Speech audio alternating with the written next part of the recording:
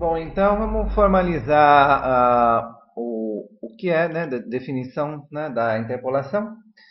Então, se eu tenho x0 até xn, né, são pontos que são chamados de nós, né, de interpolação. E esses pontos, vou ter para um desses pontos, eu vou ter minhas medidas, né, meus valores tabelados, f de x0, f de x1 até f de xn. Então, são n mais 1 valores, né, que a gente vai ter tabelado. E aí a gente vai querer determinar um polinômio, né? E esse polinômio tem que passar por esses pontos, né? Então, em x0 esse polinômio passa em f de x0, e em x1 esse polinômio passa em f de x1. O polinômio a gente vai chamar de Pn de x, né?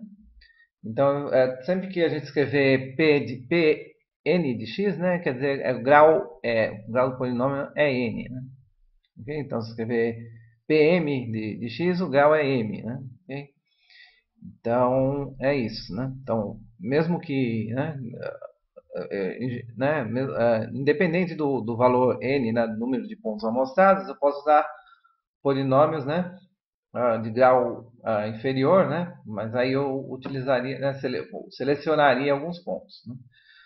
Então, se eu tenho um polinômio de grau n, né, eu vou estar usando n mais 1 pontos, né? Então, polinômio cúbico, né, grau 3, ele passa por 4 pontos. Um polinômio de grau 1, né, que é uma reta, né, um segmento de reta, por exemplo, ele passaria por 2 pontos, né? Okay? Então, o grau do polinômio, né, eu sempre preciso de um número, né, um grau n, eu sempre preciso de n mais 1, né, pontos amostrados. Na parábola, 3 pontos. O cúbico, eu preciso de 4 pontos. Ok?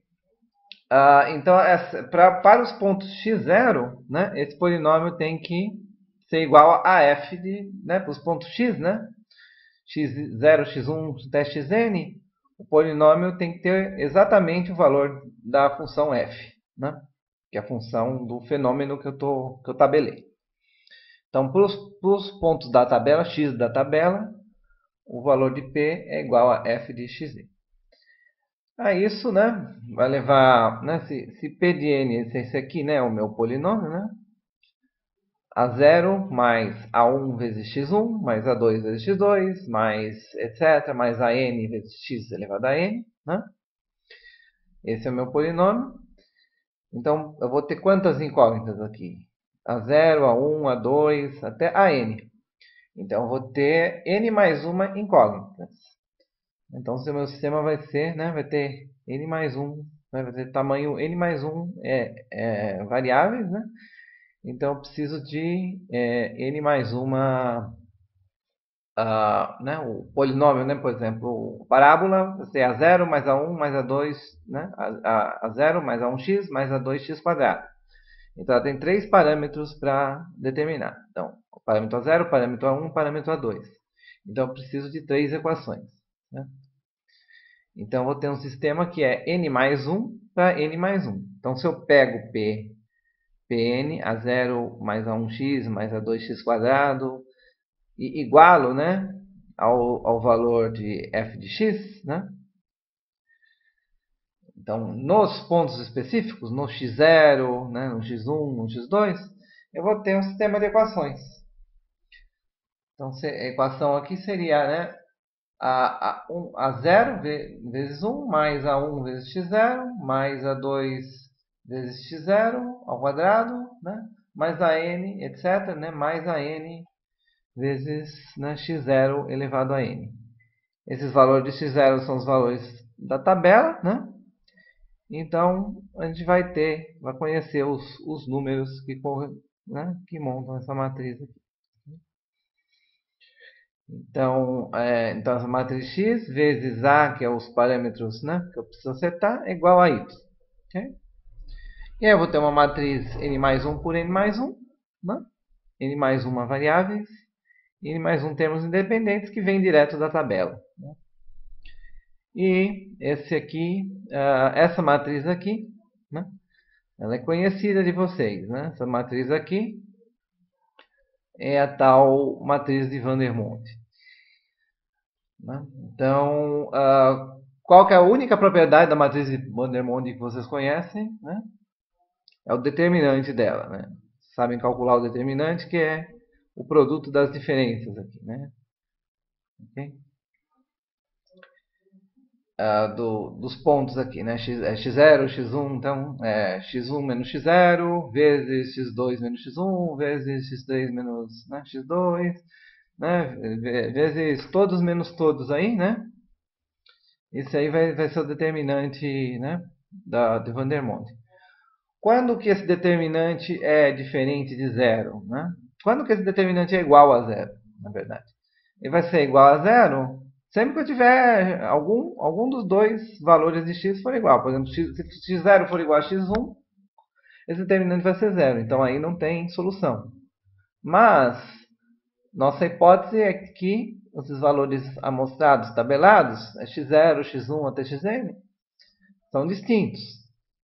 Então né, é como se eu tivesse definido uma função. Né? Então essa função não vai poder ter dois valores para o mesmo valor de x. Né? Okay? Então, não vamos ter esse problema. X0, X1 vão ser sempre todos distintos entre si. Nesse caso, a matriz Van der Waals tem, né, determinante diferente de zero. Então, tem solução. Certo?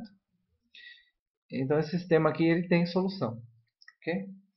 E a solução já me serve para calcular a interpolação. Okay? O polinômio, pelo menos para encontrar o polinômio interpolador.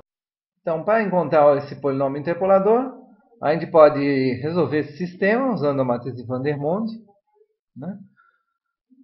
Usar a forma de Lagrange ou usar a forma de Newton, né? Que são formas que a gente vai ver. Né? Todas elas dão o mesmo polinômio. Tá? Então, são exatamente a mesma coisa. Tá? Todas essas formas elas fornecem o mesmo polinômio. Okay?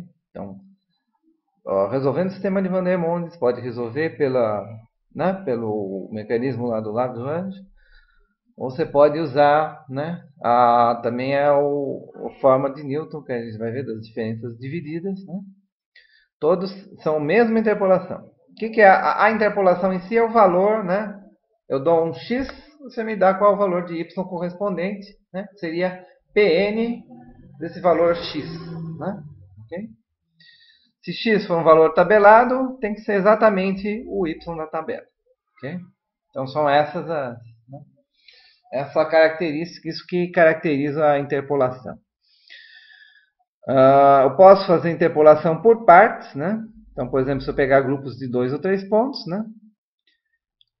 Então, se for 2 pontos, eu faço interpolações lineares, quer dizer, aquele método ligue os pontos. Né? E o que tiver entre os pontos, eu uso o segmento de reta para né, que é uma função linear ali, o polinômio P1, né, para me dar qual o valor interpolado. E, por exemplo, se eu pegar de 3 em 3 pontos, eu posso usar, por exemplo, quadrática. Né? E aí, quadrática, ela vai me dar, né, eu vou ter algum ponto ali naqueles dentro, né, no meio daqueles 3, eu vou usar uma parábola, um polinômio P2 para calcular. Então, a gente pode ficar mexendo no grau do polinômio. Okay? Então, antes de ver a forma de Lagrange, só falar para vocês, né, que essa matriz de Van der Waals aqui, né, em geral, ela não é bem condicionada, ok? Ou seja, se ela não é bem condicionada, então quer dizer que para resolver o sistema, né, esse sistema pode me dar erros nos coeficientes dos polinômios. Né? Então, o que é lembra o que era o número de condição? O número de condição era um limitante, né, servia como um limitante para a amplificação do erro. Se esse número de condição ali é grande, meu erro pode crescer bastante. Né? Então, se essa matriz é mal condicionada, né, o que acontece é que quanto maior o grau do polinômio, quanto maior essa matriz, pior vai ser, né? Muito maior vai ser o número de condição. Então vocês lembrarem lá, por exemplo, o que aconteceu lá com a matriz de Hilbert, né? Que quando ela tinha o tamanho 15, né? A gente amplificou um erro que via do epsilon da máquina até a unidade, né? Então vocês podem ver o tipo de coisa que pode acontecer, né? Então, então polinômio de grau mais alto é muito complicado de trabalhar, ok? Então, o que eu vou dar mais ou menos assim para vocês, ó, grau 6 de polinômio já é um grande exagero, entendeu? Então, não, né, evitem, né, aumentar o grau, quando vocês puderem, evita trabalhar, né, com polinômios de grau muito elevado, ok? Porque ele fica muito sensível, principalmente esse coeficiente né, os dois coeficientes aqui dos graus mais altos, né? O que acontece? ah, Começa a passar pelos pontos, né? A interpolação tem que passar pelos pontos, mas ele vai fazer muita oscilação, né? E vai aumentar muito o erro para passar pelos pontos, ok? Então é isso que a gente vai obter. Então, evitar elevar o grau do polinômio, ok? Os métodos de Lagrange e de Newton que a gente vai ver são é a mesma coisa, né? Não é muito diferente, só uma reescrita dessa solução do sistema. Então ela não vai te ajudar nesse quesito aí, ok? Então é isso aí. Na interpolação não vai dar para fugir disso aí. Ok?